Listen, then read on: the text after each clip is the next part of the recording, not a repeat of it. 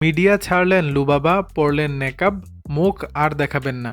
প্রখ্যাত অভিনেতা আব্দুল কাদেরের নাতনি এবং জনপ্রিয় শিশুশিল্পী সিমরিন লুবাবা মিডিয়া থেকে নিজেকে পুরোপুরি গুটিয়ে নেওয়ার সিদ্ধান্ত নিয়েছেন।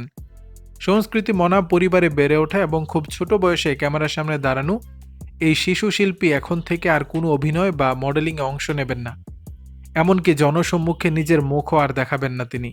ইতিমধ্যেই শুরু করেছে নেকাব পরা। শনিবার দুপুরে লুবাবার মা জাহিদা ইসলাম জ্যামি গণমাধ্যমকে বিষয়টি নিশ্চিত করেছেন। ধর্মীয় অনুশাসন ও জীবনধারায় পরিবর্তন লুবাবার মা জানান, লুবাবার নিজের উপলব্ধি থেকে এই পরিবর্তন এসেছে। তিনি বলেন, লুবাবা ধর্মীয় বই ও হাদিস পড়ে জীবনধারায় পরিবর্তন আনার সিদ্ধান্ত নিয়েছে। সে মনে করছে এই অবস্থায় মিডিয়ায় কাজ করা সম্ভব নয়, তাই সে অভিনয় ছেড়ে দিয়েছে এবং নেকাব পরা শুরু করেছে। জেমি আরও জানান, লুবাবা ইতিমধ্যেই কোরআন খতম দিয়েছে। তার সময় এখন কাটছে বিভিন্ন ধর্মীয় গ্রন্থ ও হাদিস পড়ে।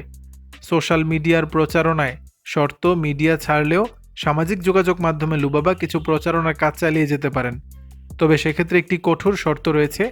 তার মা জানান, লুবাবা যদি কোনো প্রমোশনাল কাজ করে তবে তা নেকাব পরেই করবে, মুখ খুলে কোনো কাজ করবে না।